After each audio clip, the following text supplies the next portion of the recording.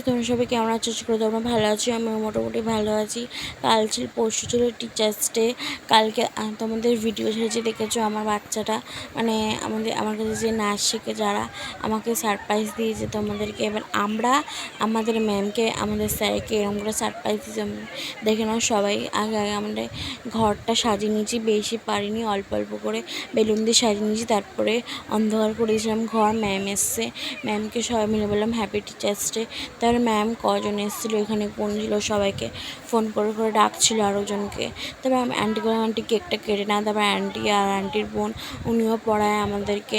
তো দুজন মিলে আন্টির বোন কেকটা কেটে নিল। হ্যাপি টিচার্স ডে আমরা হাততালি দিচ্ছিলাম, বলছিলাম। তারপরে এই বাবলসগুলো মানে দিল স্প্রেটা দেওয়ার পর তারপরে আমি এখন দাঁড়াইনি।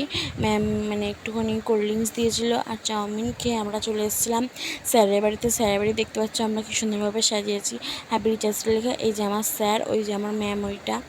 এই যে স্যারের জন্য আমরা কেক এনেছিলাম, আরও দিদি দাদারও কেক এনেছিলো স্যার। তারপরে আমাদের কেকটা, তারপরে আরও যে দুটো কেক আছে ওই কেক দুটো কেটে নিল।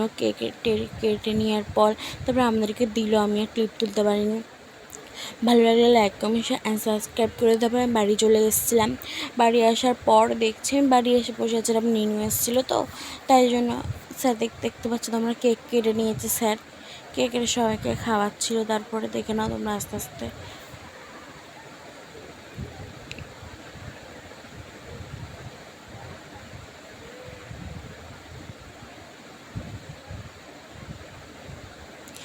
বাড়ি চলে এসেছে স্যার, কেকটা তারপর দেখছি আমি বসেছিলাম।